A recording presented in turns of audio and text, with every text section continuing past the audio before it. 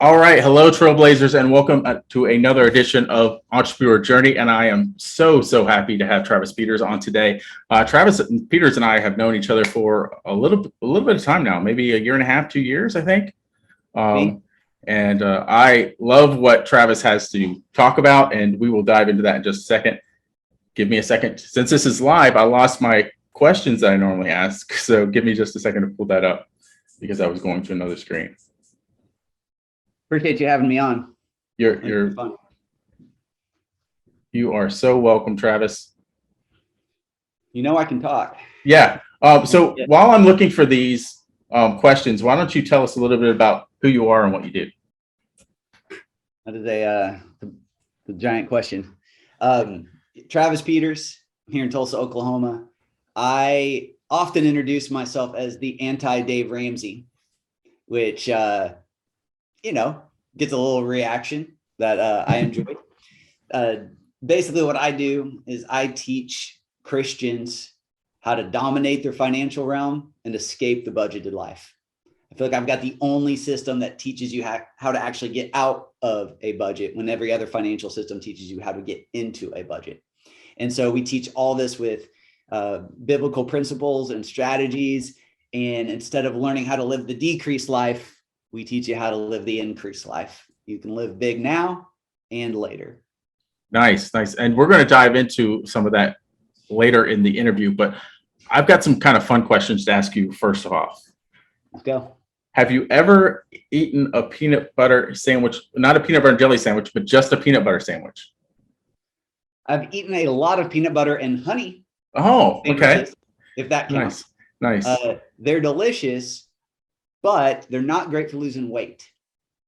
So nice. I did go through a season where I ate those every single day, and they're delicious. I still want one right now, but I don't eat them anymore. Nice. I came up with that question because I think what makes somebody want to eat just a peanut butter sandwich? I think it takes a different mentality. I'll do a spoonful of peanut butter. Yeah. Okay. Yeah. Nice. I have to have the jelly. So. Great. All right. Great strawberry though. Strawberry. Okay. Oh, blackberry. I really like blackberry. Okay. Yeah. And not like the one. I like the ones with the seeds in it. Ah, interesting. Yeah. It's different. So which one of these is a more likely scenario? You go to the store and they're out of the one item you went there to buy. Do you A, leave and go home with nothing? B, feel compelled you made the trip anyway, so you buy something else? Or C, leave and go to a different store to buy the same item? Not B. I don't ever give into that kind of peer pressure. Okay. Probably C. I mean, I guess it depends. It depends on what it was, right? If it's a need. A need, or it's like, hey man, I really need some chocolate chip cookie dough ice cream, but you were out of it. Yeah, I'll go to another store. Okay, nice. All right. Awesome. Because I might be having like date night with the wife. We got to make it happen. That's true. And if you come home empty-handed, it already sets the tone for the evening, right? Yeah. It's not a good start. All right. Nice. Which would you rather learn to do, assuming you don't know how to do either one of these already? Would you rather learn to break dance or surf? Break dance. Yeah? That's easy. Yeah, because you can do it anywhere. That's true. Yeah. I don't live near the coast. I don't live near anything to surf. And I mean, you never know when you need to go to like a wedding or a party and you need to show off a little bit. That's true. Yeah. It's not like you can just break out surfing in the middle of anywhere. Yeah. I'm a break dancer. These are kind of fun questions. I've never been asked this kind of thing. I feel like I like to do like little icebreakers that kind of make the mood a little different. So, and not make it so heavy for the audience. So let's kind of dive into your story now. So I want to know, since I don't know this about you, Travis, I don't know where you started, like what your beginnings were of your entrepreneur journey to where you are now. And I kind of would love to hear your story. And I know we can't probably take a whole lot of time. So just give us kind of like the high points. Okay. So I've been an entrepreneur for over a decade. And I've got kind of that typical story of I've done about everything. I think a lot of us have gone there, right? So I got married in 2010. And right when we got married, I actually started my first business, which was owning an ice cream truck. Oh, Yes, and it was phenomenal. It was made out of an old 1975 ambulance, and so we nice. called it Dr. Delicious. Awesome. Yeah, it was great. It was great. I remember when I would drive it, I'd make about $20 an hour. So I was thrilled and having a blast and giving out ice cream and take your wife with you, and it was fun. The problem was I at some point ended up hiring someone else to drive it, and they just couldn't make it happen. They didn't have the magic, I guess. And then the ambulance kept breaking down, so my profit kept going back into the vehicle. So that was the one mistake. The main mistake I made was going with the vintage vehicle versus something new and reliable.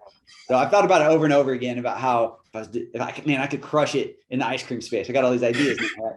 Nice. But we're going to keep our businesses online for the time being. So started with that. And then that quickly, at the same time as I'm doing that, I'm listening to podcasts, I'm watching YouTube, I'm learning about online business. It's kind of the dream, right? And from that point forward, I learned about drop shipping. And I had read the 4-Hour Workweek, of course. And if you have not read that, go read it. Do not assume you know what that book is about. I know a lot of entrepreneurs are like, oh, I've never read it, but I get the concept. You don't. Go read the book. It'll change your life. The mindsets, the way he looks at things, the way you need to see things is in that book. It's super powerful. He only picked that title because he went to Google AdWords and tested a bunch of titles, and that one won the tests. So you don't know what's in that book. Go read it. Second was Rich Dad, Poor Dad. Combined with those two things, you will see opportunities you've never seen before. And when you see those opportunities and then know how to take action on them, things like what happened for me can happen for you. I was watching a TV show, and there was a product on there. Don't necessarily need to name the product, but there was a product that he had, and it was a reality show, and it was a kind of a funny product. And I went to go buy one. I was like, I want to get one. And so I started Googling it, and I couldn't find them anywhere.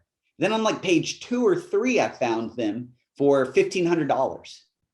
And I was like, man, $1,500, it's a toy. I don't want to pay that much for a toy.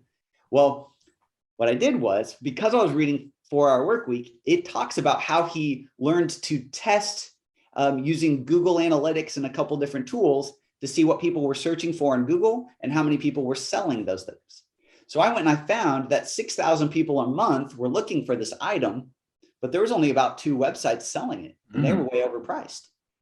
So I'm learning about drop shipping and what Tim Ferriss said in that book. And then I went and I found a supplier on Alibaba.com for this tool. And I was like, I could sell it at half price and still make like $300 a piece.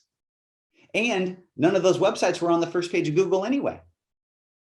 So I went after it. And I learned how to build a website. I built the ugliest website you've ever seen. I used Weebly.com. I don't even know if that's still around. It's my gosh. I built it on Weebly. I didn't even have a real domain. It was like travispeters.weebly.com. But I did it. Like I figured it out. I went and I took pictures. I'm not saying you do this. It's what I did. I'm not saying it's right. Took pictures from my competitor's site and put them on my website. Took pictures from the supplier, put them on my website. And at the time, I hadn't even seen this product yet in real life. It's only been on TV and then on the manufacturer's website, right? So I'm creating this middleman piece of a super ugly website, and I'm putting these pictures on there as though I have the product. I'm typing up descriptions about it. I'm priced it at about half price of the competitors, and I got it live. And I remember during this time, it was right after I got married. I didn't have a job. I think it was a little bit after summer, and my wife is a school teacher. So she'd just gone back to work and no kids yet. So I'm at home kind of feeling like a loser, to be honest with you, because my wife's working. I'm not supposed to be the provider, supposed to be all these things. I'm sitting there spending 8+ hours a day trying to figure out and teach myself how to start an online business. And the enemy's throwing all those thoughts. You're a loser. It's never going to work. You're investing this time for no reason. You're going to put all this effort into it and it's going to fail. And then you're going to have to get a job anyway, right? All those thoughts. Okay. But I pushed through them because I knew what I wanted. I wanted this to work. And I said, I remember like out loud saying to those thoughts, nope, not listening to you. Let's go back to typing, go back to searching stuff, go back to listening to stuff. right? At the same time, super important to your journey if you're an entrepreneur is you need to keep this book, this Bible, you need to get some of this scriptures in you guys, because you're going to need, every entrepreneur knows they need faith to get through the journey. All right. And so this is one of those times, because I know the voice of God versus the voice of the enemy, I can ignore those thoughts. A lot of people cave into the wrong thoughts, and you'll hear those thoughts. You're a loser. It's never going to work. You're being a bad provider. Good providers go and get day jobs. Even if they don't like day jobs, you go do that because you're a good provider. You're supposed to be a good husband.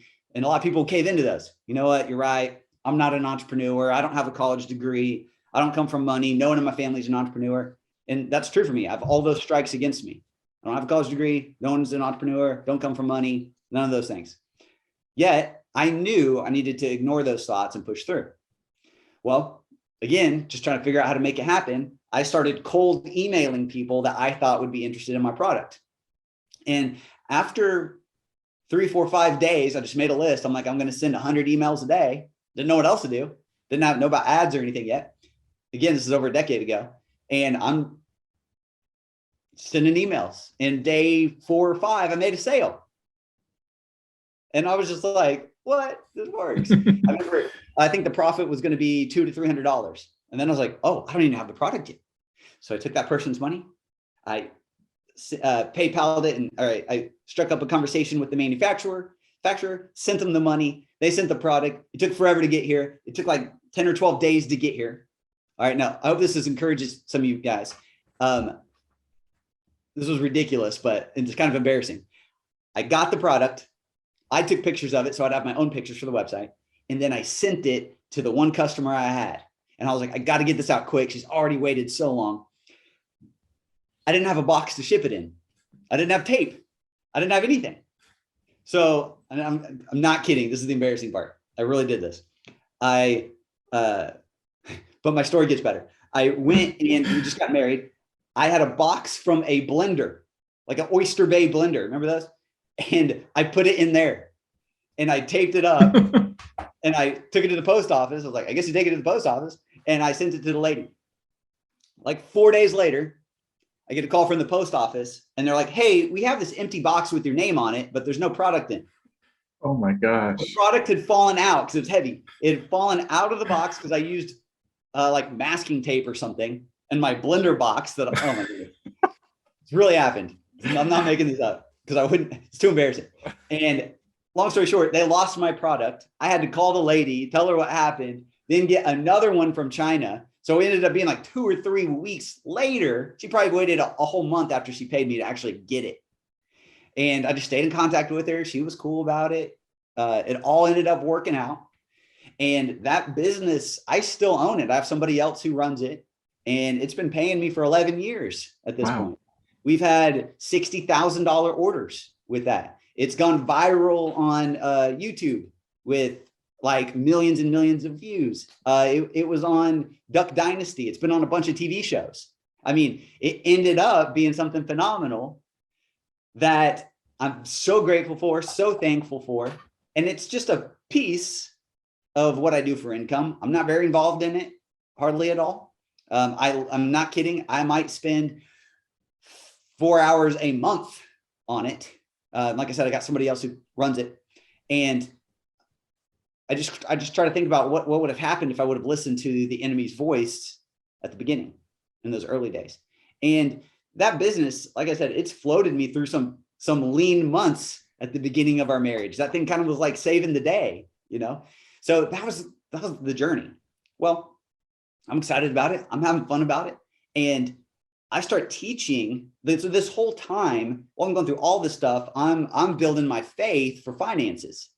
And I'm finding the scriptures that have to do with increase and money and abundance and living a prosperous life and being able to be so blessed that you can be a blessing to other people. I'm studying this stuff. I'm getting this in because you guys know this on the entrepreneurial journey. You got to keep your faith built high, like I was saying.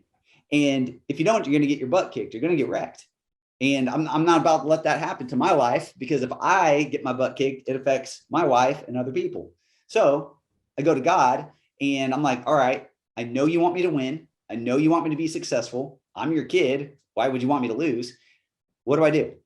And so I'm just like seeking him every day. I'm building my faith every day. I'm listening to sermons, keeping my faith built up. That way, when all this crazy stuff happens, the angry customers, the refunds, the returns, the stuff getting lost in the mail, and all the crazy happens, it didn't really faze me. I'm like, God's got me. All right, what do I do? And you just face those things head on and you keep on trucking. And from there, like I said, I'm building my faith, but then I realized a lot of other Christians haven't done that. And so I'm starting to teach them. I put out a blog. It was called Faith Life Money. And it was a blog that taught lessons on all of those things. I started showing my income reports and how much I was making each month. And it wasn't much at the time. It'd be like $7,000. I think one month I had like one that was $12,000 and people thought it was so much, you know. And at the time it was, sure. We've leveled up, but at the time that was a lot. And I just remember being like, okay, this is awesome. I started a podcast around it and I started actually getting a lot of traction. And that was kind of like where I realized this is what I want to do. Like we have opportunities to make money, sure. And there's a season for that. But we all have something that we really want to do. It's kind of like, you've maybe heard it like this. Some people have a job, but then you got your work. You got your work, like your life's work. You got your calling, you got your assignment, you got your mission. And early on, that's what I realized, that's what I want to teach and talk on. And I saw really the only financial advice out there is Dave Ramsey. I actually like the guy as far as like, he's direct and opinionated. So am I. I like his convictions and all those things. But my kind of alternate viewpoint is he teaches how to really, here's how you get ahead, Doug. You cut your cable, you downsize your car, you go live in an apartment for a while, and it's just downsize, cut. You don't need that. Those luxuries won't make you happy. You don't need any of those things. Be content with what you have. All that stuff. Not necessarily a horrible message. But I'm telling you, that path does not end in wealth or freedom. Best case scenario, you might play out a nice middle-class lifestyle. I don't want that. I don't think you want that. I don't think your people listening to this want that.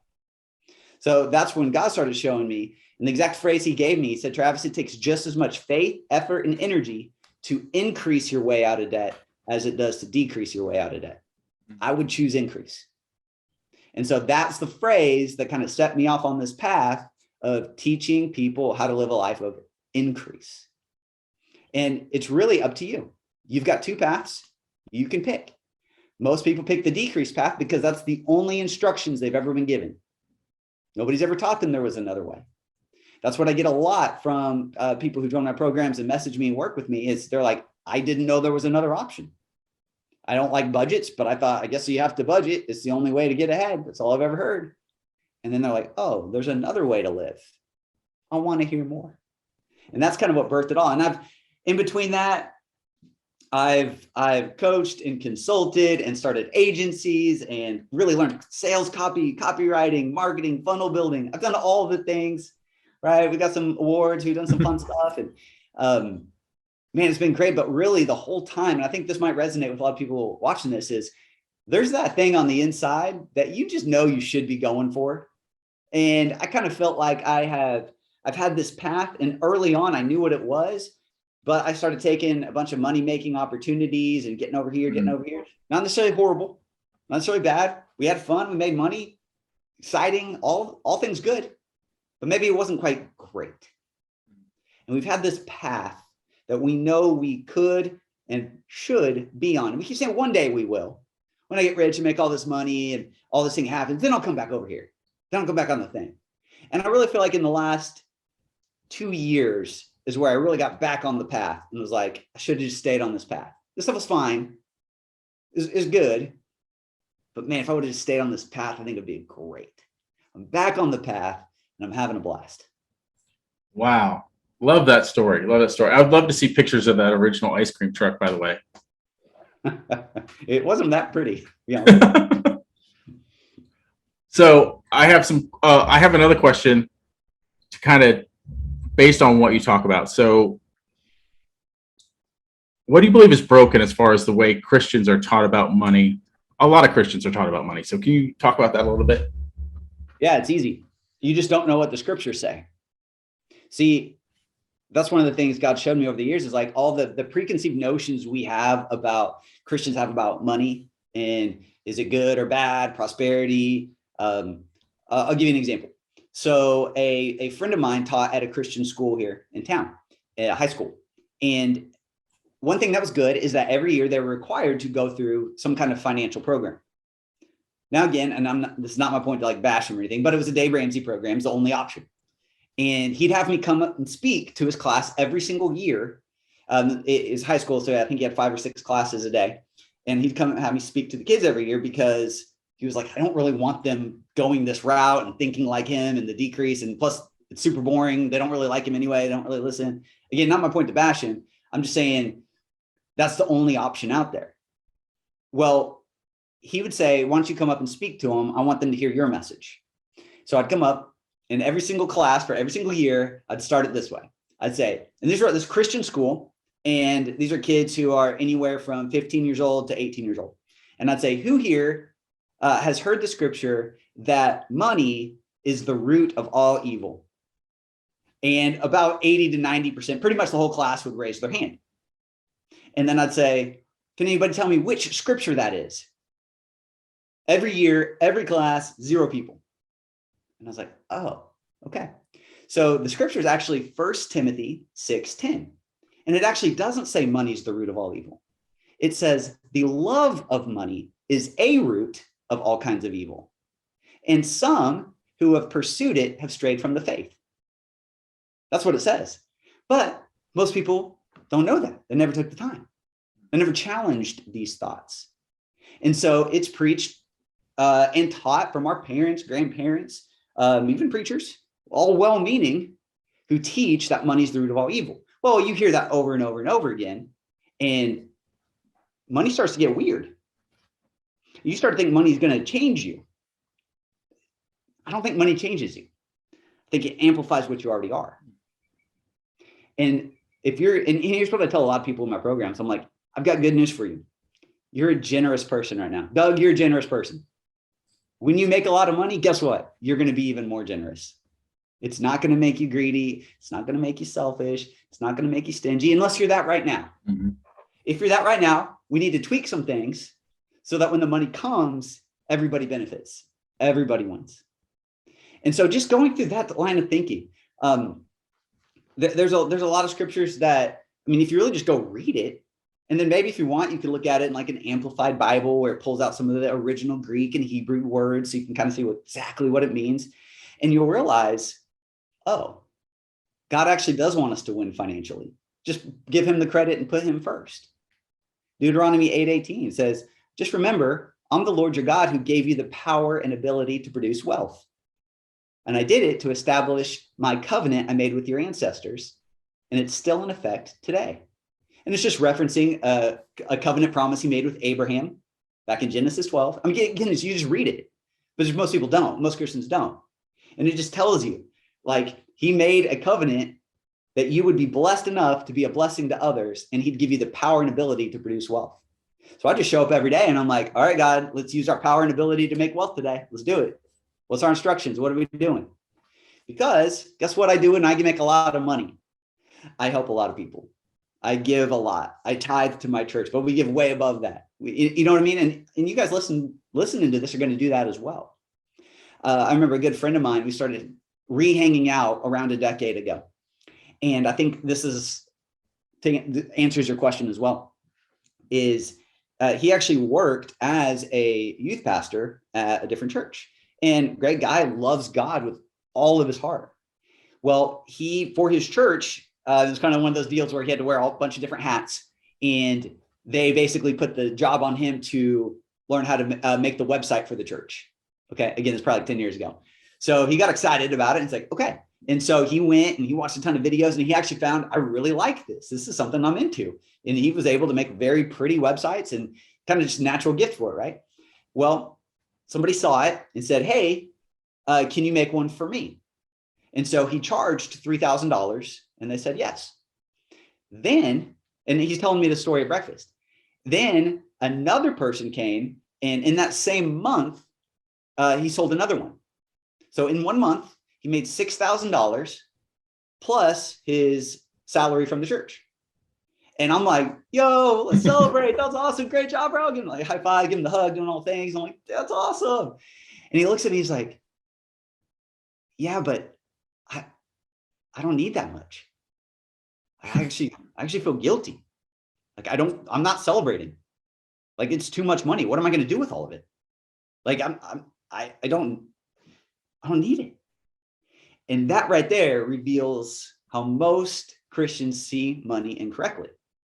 All right. It's not like this guy was debt free. He was married with kids. Like the church salary paid his bills, but barely, kind of deal.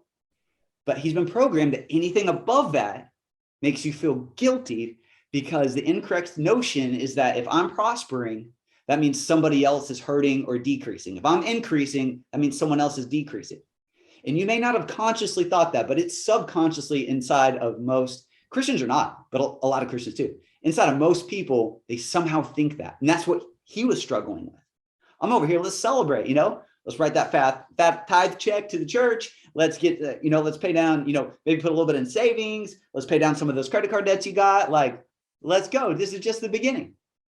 But I think the end of the story. Do you think he ever sold 2 websites in a month again?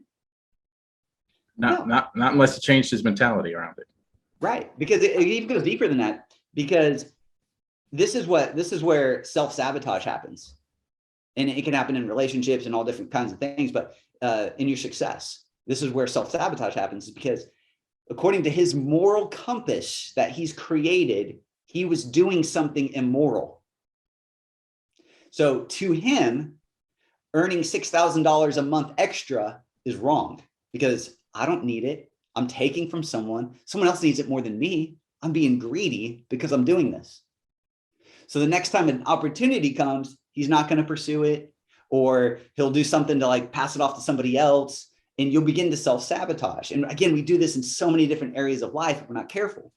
Him thinking he was being moral due to he simply hasn't read the financial scriptures. He didn't know. He thought what he was doing was godly. And right?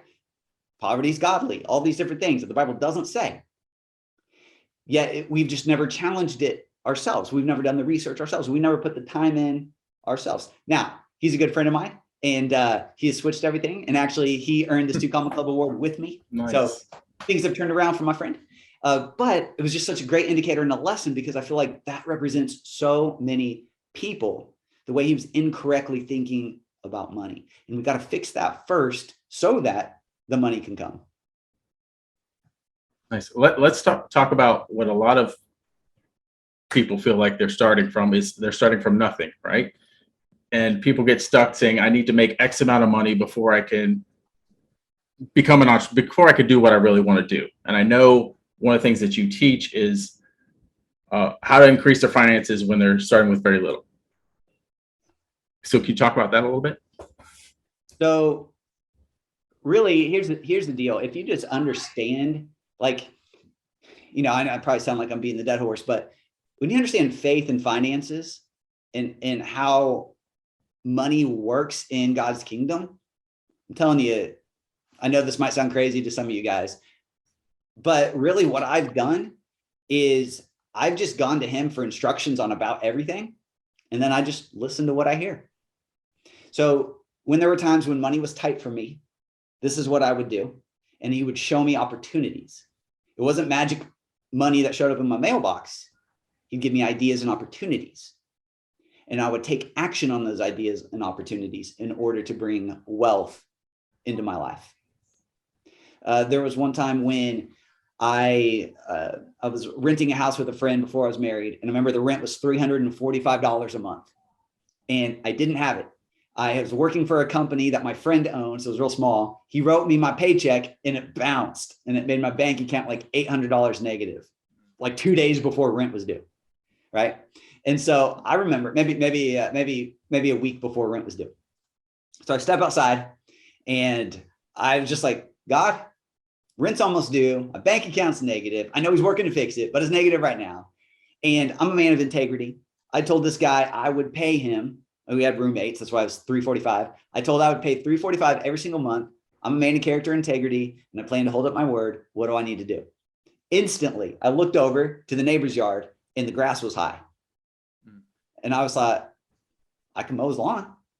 So I went, knocked on the door and said, hey, I see your grass is high. You might be busy. I could actually mow and weed eat for $35. And the guy was like, that'd be awesome. Thank you. So I started to get my lawnmower, and then I looked at the next house down and it was high too. So before I got my lawnmower, I went and knocked on that guy's door and said, hey, I'm going to get this guy's lawn for $35. You want me to get yours too at the same time? And I remember it's like a stay-at-home dad, like he had all these babies hanging on him. He's like, dude, that would be awesome. Thank you. I ended up getting 7 houses on the same side of the street right then in one day, or in 10 minutes. I just went door to door to door and got 7 houses in a row and started a little lawn business. I was able to get the money, and then I went to my parents' neighborhood and did the same thing. And then I went to the place where our business was, as an industrial park. I found out those pay way better. You can mow a little strip of grass for the same cost as a whole lawn over here. So I started getting all the little lawns inside the industrial center. And next thing you know, I was making like $800 a month in about 48 hours. I built up this little portfolio of $800 a month mowing lawns. Well, that was God giving me an idea that brought in the revenue. I had to go take action. I had to go knock on doors. I had to go say, I will do this thing. I ended up, one of my other roommates, I kind of brought him on to help me mow, and kind of went from there. But that was just, I guess, entrepreneurial. You see, my point is, when we don't have money, we can either say, I don't have money, and focus on why you can't do it, or you can just go to the source and say, what's the plan? I need a strategy. I need an idea. You might say, sell something in your garage you haven't been using. You might say, go, you're great at organizing. Go post on Facebook in your, oh, here's a story. In my neighborhood has a Facebook group, community thing, Facebook group. And I remember somebody posted on there, says, hey, I've started a car detailing business. And he did like 2 before and afters. That looked great. And he said, Saturday's coming up. If you'd like, I could put you on the docket and come and do your car this Saturday. Or maybe if you have to go to work, you can just leave it and then I'll have it ready to go for you by the time you get home from work. And he had he charged $150. He had 35 people say yes. Wow. One post in our neighborhood Facebook group. And so I've taught that story in some of my programs. I don't remember the exact math, but I did the math on it. And even if just half of those people ended up doing like some kind of monthly recurring situation with him, I mean, he's already at like $2,500 a month. Just repeat that 4 times. He'd be at 10 grand a month, rocking and rolling. Hire a buddy to come do most of the work for you and go repeat it in a couple other neighborhoods. Ideas, simple stuff you got in your hands, stuff you can do, stuff you can, I mean, I know it sounds overly simple, but in my heart, I really believe it is that simple. I've done it over and over and over and over and over. I still do it, just on different levels now. So if you don't have money, don't focus on not having money. Just focus on getting the strategy. Focus on the opportunities at hand. And one of the things that will help you is changing your vocabulary. 2 things: words you speak and the people you hang out with. I was talking to, I mean, I'm sure you teach the same stuff, but I was talking to a buddy who's a pastor in another state, and he was just, got on a call like this, and I ended up just kind of preaching to him. And he was like, man, it's so good to hear that stuff. It's been a long time. It's just very, very faith-filled words I was speaking over him. And he was just like, I've kind of gotten away from that. He's like, my circles over here, they're very like, oh, look at the economy, look at what our governor's doing, look what the president's doing, look at the gas prices. And, no one's coming to our church because the gas is too high, and like goofy stuff. But he was like, everybody says those negative things. And he's like, I kind of bought into it and I didn't realize it until I heard our conversation today, Trav. You're showing me that I've slipped a little bit. Thank you. And I think we can all get there if we're not careful. I got a ton of stories, just so you know. Okay. One of the guys I worked for, he had an insurance office, and there's some great entrepreneurial stories that came from there, and faith stories too, from that little season of my life. But I do remember this. I remember anytime there was a slow day, and this place was off the hook busy. I mean, literally like the most successful insurance agency in Tulsa. And we had started with 2 locations, grew it to 7. And anytime there was a lull, like we'd have a slow day, he always had a reason why it was a slow day. And I remember him was like, oh yeah, the fair's in town, so not a lot of people come because the fair's in town. I'm like, what? Right. No, but he always had that kind of thing. And then again, I think that's one of those deals where him and people on, that were in his business circles all say those types of things over and over and over again. And it seems subtle, doesn't seem like a big deal, but it gets to you, it gets in your subconscious, and you start believing things, and we start compromising, and then we start being okay with low months and why it happened and reasonings and logic behind it. I get all that stuff, I do, but don't forget the faith element, because that supersedes all this stuff. And if we can keep our faith built high on God's word and his promises, you're going to win. You can't lose. I think it's typically when we just get lax with who we hang out with and the words that we speak. When we start talking, you guys know about Romans 12:2, where it says, don't be conformed to the pattern, behavior, and ways of thinking like the world. Now, if you watch the news, you're going to. It's inevitable. You're going to start talking like them, thinking like them, getting worried like them, that sort of deal. And if we can protect ourselves from that, in the circles we're in and the words we speak, you're not going to lose. I actually, this might sound funny, and this might date this thing, but you guys probably won't believe when I say this.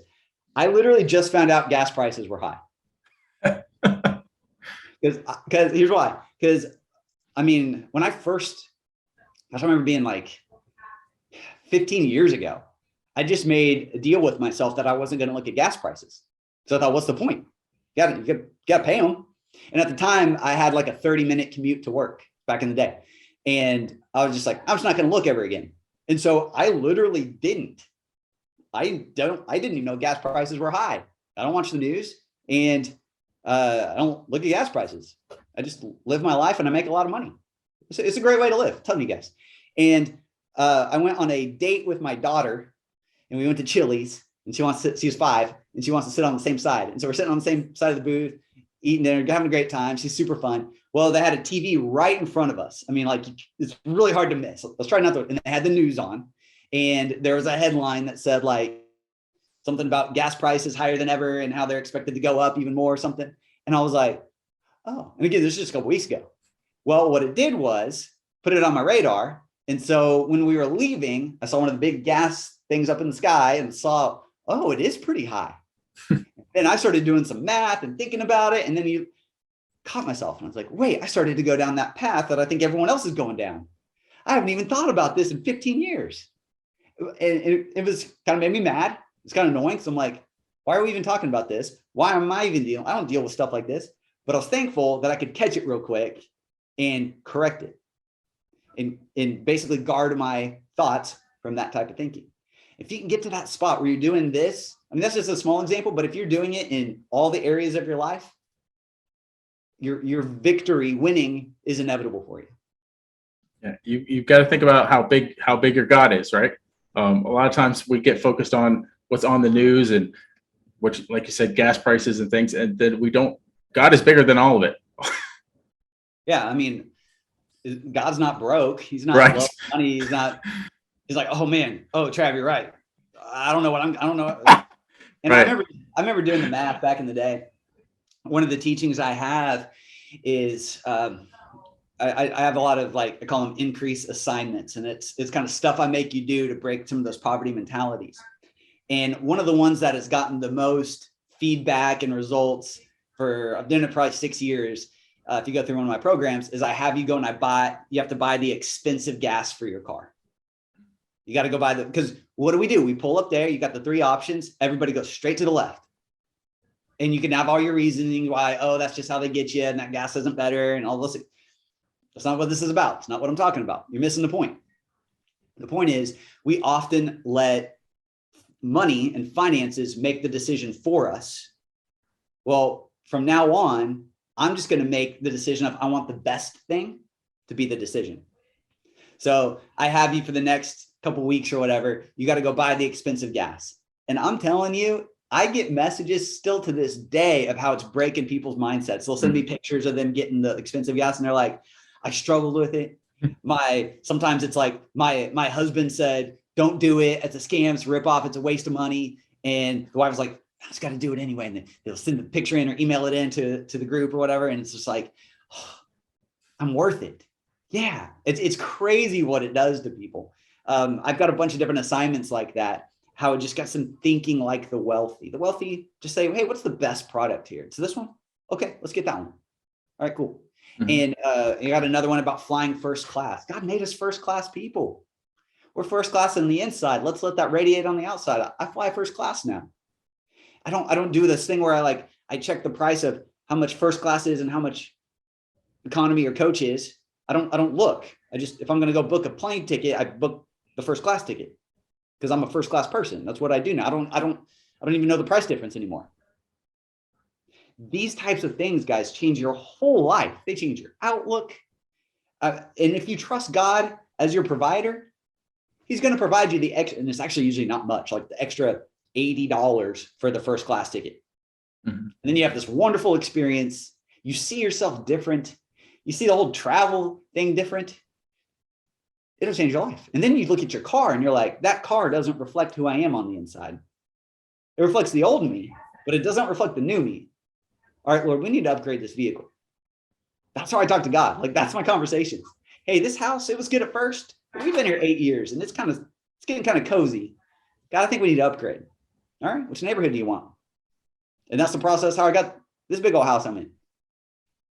That's that process over and over again. Seeing yourself different, standing on God's word different, knowing that God loves you so much, just like you love your kid. You want your kids to win. You want them to thrive. You want them to flourish. He sees you the exact same way, if not more. So when we get that perspective, man, this life gets real fun fast.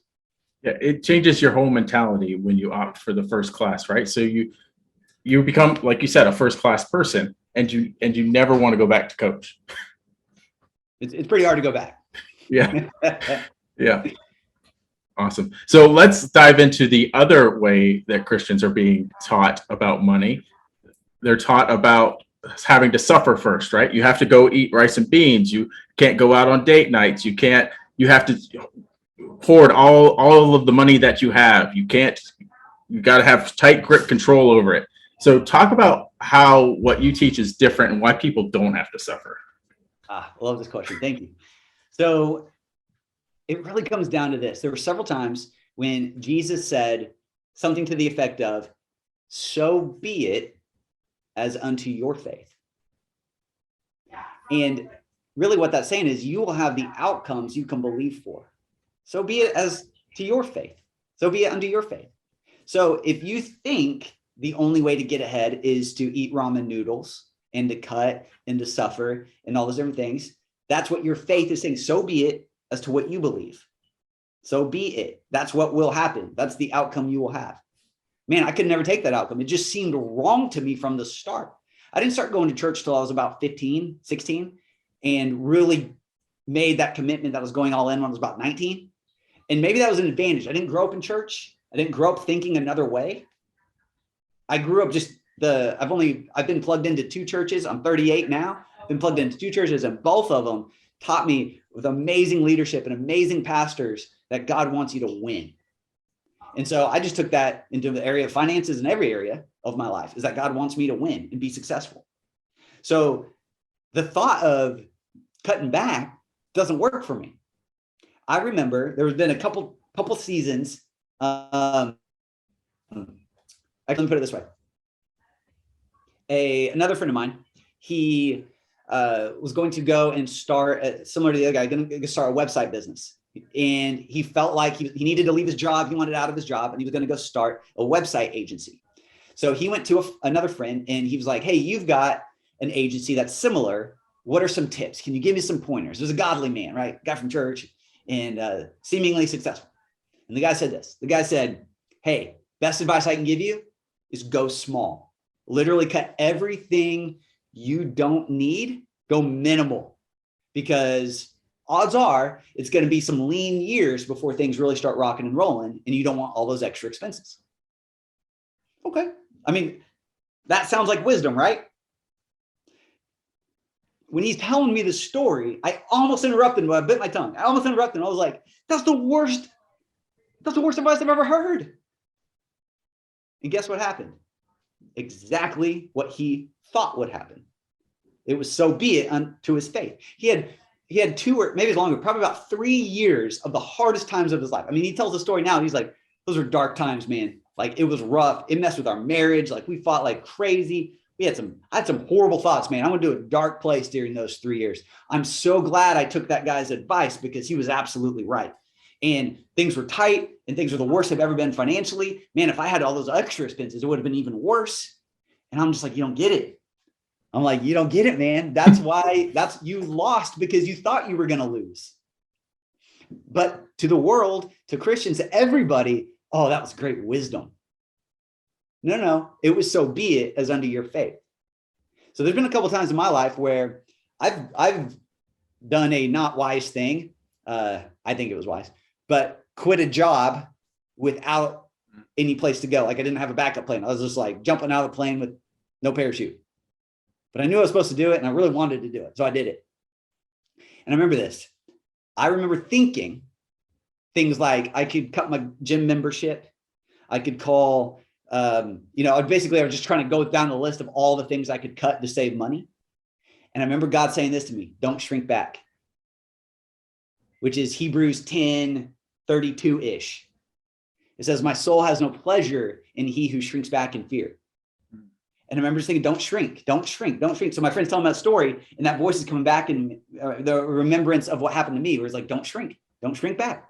So I've never, now you can, if you're not using a service, cut it. If you're not using it, but if you like it, I make the joke, but I'm serious. We still pay for cable. We didn't cut cable. We watch 4 channels, but we like those 4 channels. I'm going to keep it. Don't shrink back. So be it as unto your faith, man. And if you think you've got to eat rice and beans and you got to go downsize, then that's what's going to happen. I remember when my wife and I got married, like the young married pattern, right, is to get an apartment. And then from that apartment, hopefully you can get to a starter home. And then from that starter home, maybe you can go to a mid-size home. We skipped all those steps. Neither of us liked apartment living. All our friends did it. I think it's awful. No offense if you live in an apartment. I don't want it. So we literally made that agreement like, hey, we're not going to do that. And then our very first home was probably a half a step above most people's starter homes. It was nice. Then we skipped another step into this house and just kind of, let's just skip some levels here because so be it as unto your faith. We did not want apartments, so we didn't do it. We did not shrink back when I lost my job, so to speak. And God provided every single time because that's where my faith is. I believe God's my provider. It doesn't say that God's your provider if you cut every expense and you have no luxuries and you live like a beggar, then he's your provider. Doesn't say that, but most people don't even know what scripture I'm talking about. Most people haven't even read it. So your faith can't stand on something you don't even know exists. Oh man, I'm preaching. I hope it's helping you. Yeah, it's amazing. A lot of things you talk about, your God and your brain starts to figure out a way to afford the things that you want in your life. I've had it happen in my business when I wasn't investing in my business. Yes, those were lean years. When I start investing in my business and having the things that my business needs to function, that's when it starts to prosper. I know. This is crazy. I have a friend, and I got stories for days. And another entrepreneur, he has a coaching business, but it was pretty tight. Things were pretty tight. I think he was making about 25 grand a month. But he had employees and advertising costs and all that. And it was about breaking even around there. And it had been for a while. Well, he was approached with another offer and it was, I think the total cost was $112,000. And it was going to help him with his YouTube and his presence and all the stuff he thought he really needed to take his business to the next level.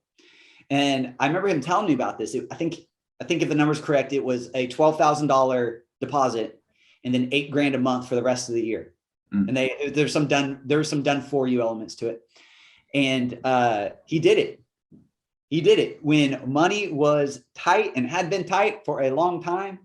He did it, and he never missed a payment.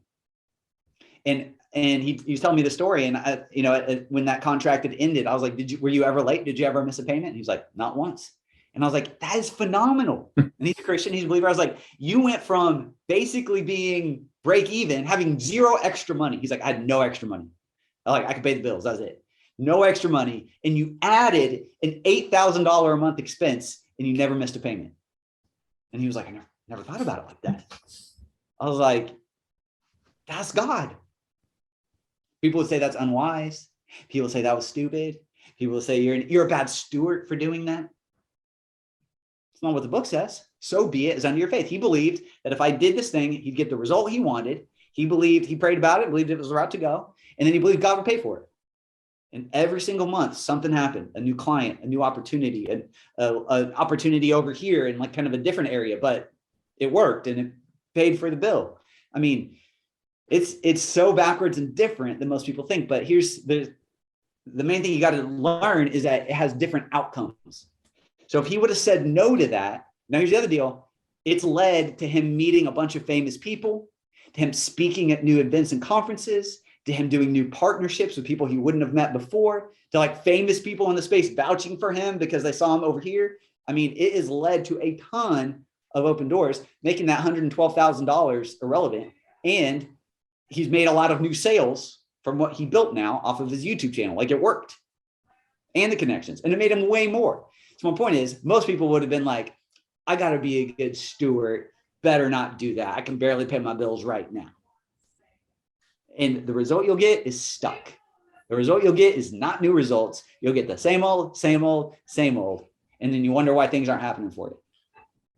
Can I add something to that, Travis? That you have to still do the work, right? It's not magic. You still have to do the work. You still have to have that drive to move forward. Wouldn't you agree to that? Oh yeah, absolutely. I mean, and my friend wasn't sitting on the couch. He was flying out to their studio and he was doing all the different things.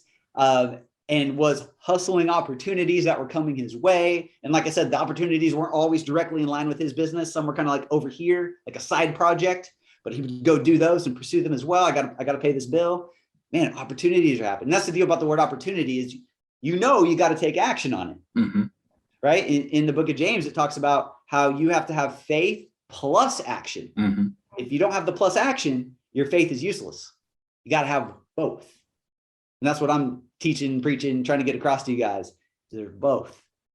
Nice. Thank you, Travis. This has been an awesome interview. You have this is one of the longer interviews because you just delivered so much value, and I appreciate that. Thank you so much. So if someone wanted to find out more about what you teach and how to find out more about you, where would you send them? Head over to financialincrease101.com. Awesome. And what will they find there? I'm going to get you a free guide that's going to show you how to dominate your financial realm and escape the budgeted life. From there, it'll introduce you to my YouTube channel and my podcast and some different things like that. If you want more content, I got a ton of it. Nice. Thank you so much. And until next time, entrepreneurs, keep moving forward.